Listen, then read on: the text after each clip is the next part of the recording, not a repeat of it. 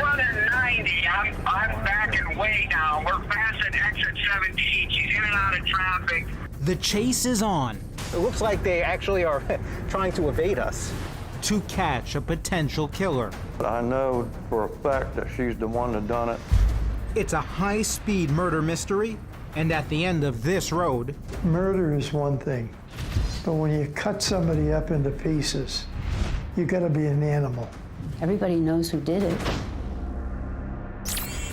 It's 2 days after Christmas, and holiday tourists pack the coastal city of St. Pete, Florida.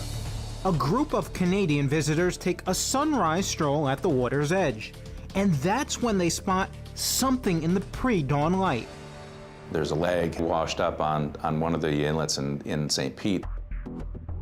A month earlier, and 25 miles inland, 38-year-old massage school student Kelly Moriarty is wrapping up her classes. She made the honor roll. She was excellent, and she really was looking forward to the new career. And now Kelly can't wait for the holiday break, and her big family is excited to see her. She was the youngest of four. She grew up with three older brothers. Just fun, outgoing, always trying to tag along with her older brothers wherever we went. She had a great laugh. She was always happy. Kelly usually celebrates the holidays at her brother Brendan's home. Kelly would come over every holiday at Thanksgiving and Christmas. But this year, Kelly is making her own plans. She had phoned my mother and let my mother know that she would be spending Thanksgiving at Pat's home.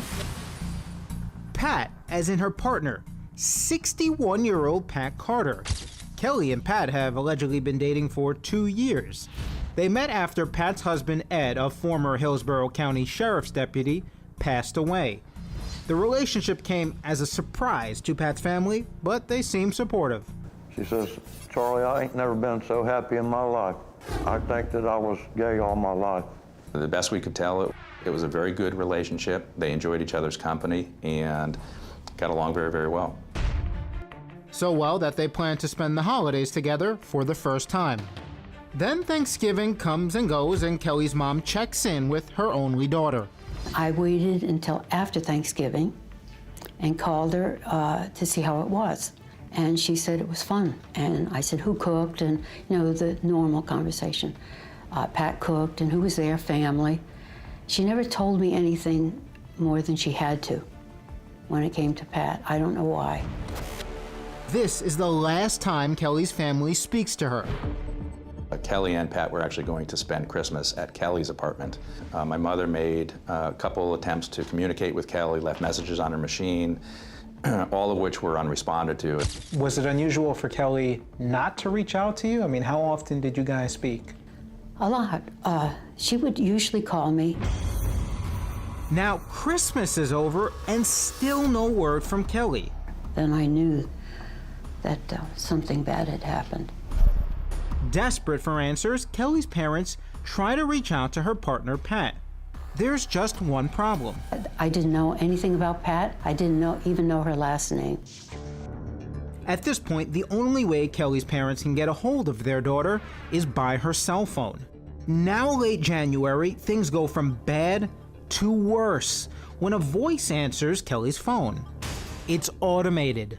They said her phone has been disconnected. I almost had a panic attack.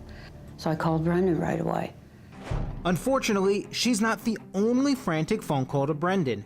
Kelly's apartment manager calls and informs Brendan that his sister is over 3 weeks late on her January rent. Yes, January. Kelly's family hasn't heard from her since Thanksgiving. That was 2 months ago. Brendan calls the police. But I thought that something was wrong. He had advised me to come down and fill out a missing persons report with the detectives at the Bradenton Police Department. Then, with a police escort in tow, Brendan enters his sister's apartment. Something was wrong. Once inside, it was very, very clear that nothing had been touched in some time. Christmas tree was up, there were presents under the tree. Were you alarmed? Absolutely. Hadn't heard from my sister since before Thanksgiving, and we get to her apartment after Christmas. Christmas presents are unopened, mail's stacked up. Absolutely, I was alarmed. The apartment is frozen in time. Inside Kelly's home, it's Christmas, but outside, it's well into the new year. The very next day, detectives from Bradenton PD locate Pat Carter's home address in Plant City. And when they knock on the door, to their shock and surprise, someone answers. Pat's daughter. That's the first we heard of her daughter, Stacy Morrell. And they said she was very polite and said she didn't know where they were. She told the police that they went on a trip and would definitely be back. Stacy, her husband Anthony, and their daughter have been temporarily living at her mother's house since losing their home to foreclosure. And when police asked Pat's daughter when she last saw her mother, between the times of 10 p.m. and midnight of December 16th. Yeah, that's a long stretch. Correct. You're looking at approximately 6 weeks, 6 to 7 weeks after they went missing from the time that Kelly Moriarty was first reported as missing to Bradenton PD. and according to Stacy, on the night the couple left, She said they were fighting all night. in fact, as court records would soon reveal, behind closed doors, Pat and Kelly may have been anything but a happy couple. 38-year-old Kelly Moriarty and her girlfriend, 61-year-old Pat Carter, are missing. The last time anyone saw the Florida couple was about 2 months ago. Now, police are wondering if it was a lover's squabble turned deadly. She said they were fighting all night and that maybe Kelly had killed Pat. That Kelly had killed Pat because they were fighting. That's the story I got, that Kelly killed Pat. And court records appear to support Stacy's theory. Just months before the women went missing, Pat filed a restraining order against Kelly after they got into a fight that involved a gun. I look back now and realize they were having a lot of problems. Kelly also filed a counterclaim. Both were dismissed by the judge for lack of evidence. Then detectives get a break in the case. Kelly's car was found on Route 62, a rural area. The black Cadillac had been abandoned alongside the road. It was a gift to Kelly from Pat. Kelly would die before she would leave her car. She wouldn't let Grace or I even drive it. And cops know exactly when the car was left there, thanks to a parking ticket left on the windshield. 4 days after they were last seen. But why are detectives just now finding out about Kelly's abandoned car? Turns out the Cadillac was towed to an impound lot where it sat for over a month before the tags were run and linked the car to Kelly.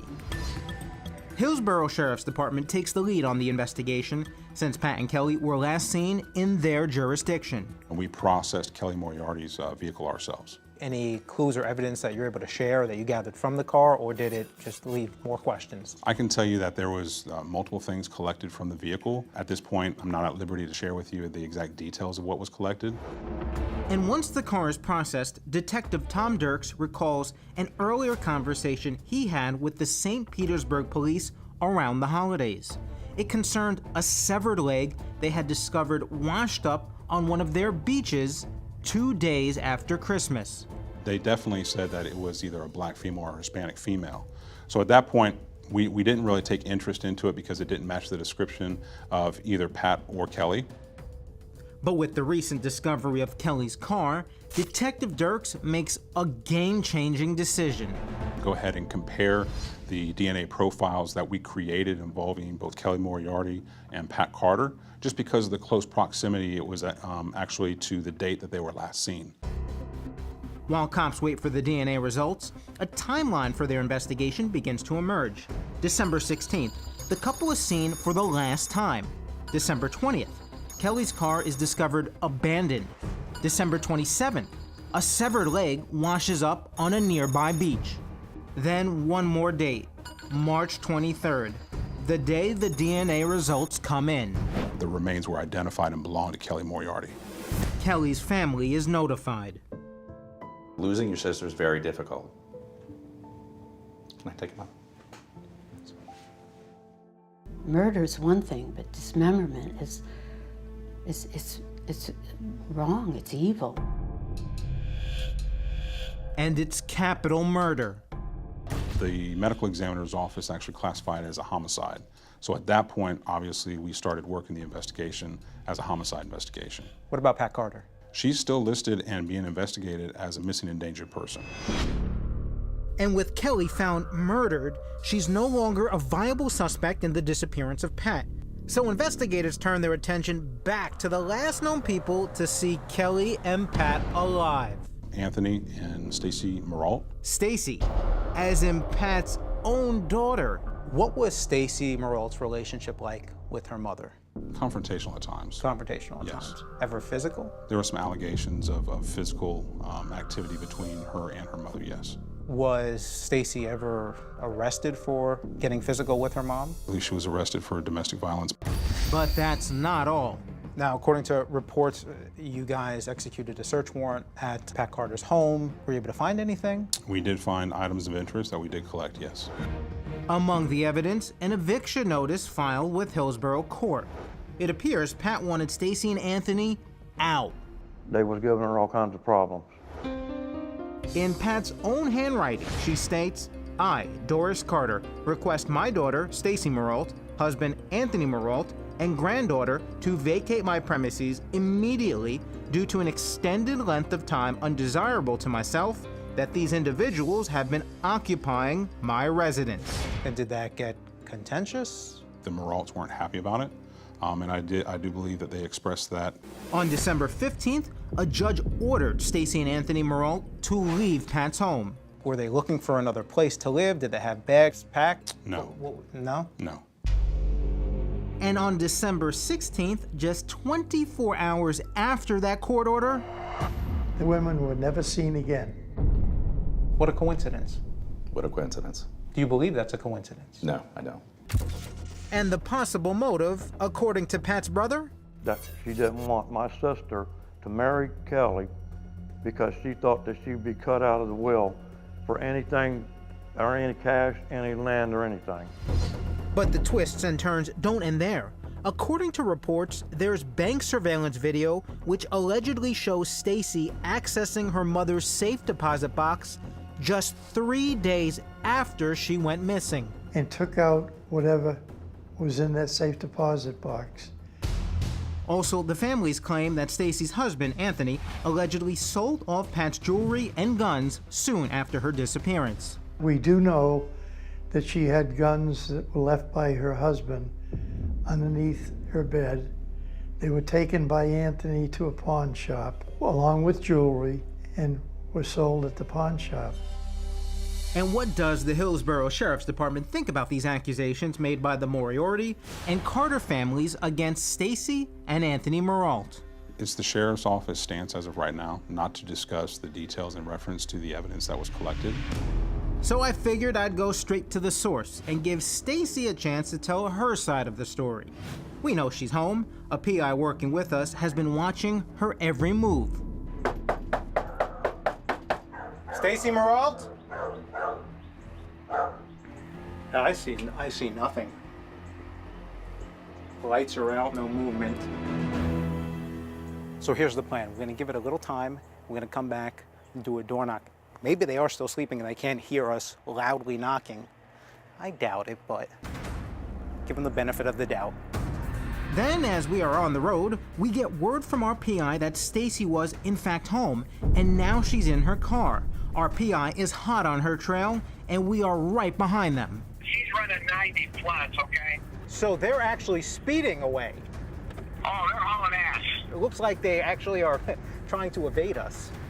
Because as soon as we left, This is where the non-assessor would end up with. Where are they? where are they now? She's running 90. I'm backing way down. We're passing exit 17. She's in and out of traffic. For the safety of everyone involved, the chase is called off. She obviously doesn't want to speak with us. But the Moriartys will have to answer to the Hillsborough Sheriff's Department as long as they remain persons of interest. Definitely. We spoke to them and we continue to make attempts to speak to them. Still, after 5 long years and no arrests, the families are understandably frustrated. Kelly's brother Brendan is an attorney. He believes there is more than enough circumstantial evidence to at least present the case to a grand jury.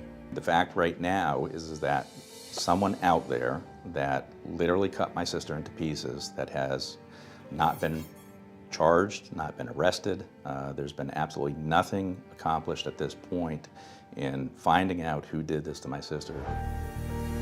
The Moriarty and Carter families are united in their hope that one day this case will be solved. We know Kelly's dead.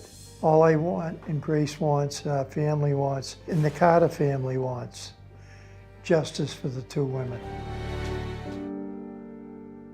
Once again, investigators need your help to crack this case. So if you saw Kelly and Pat in the days after they were reported missing or have any information you think might help this case, you're asked to call the Crime Stoppers of Tampa Bay hotline. That number is 1-800-873-TIPS. You can remain anonymous.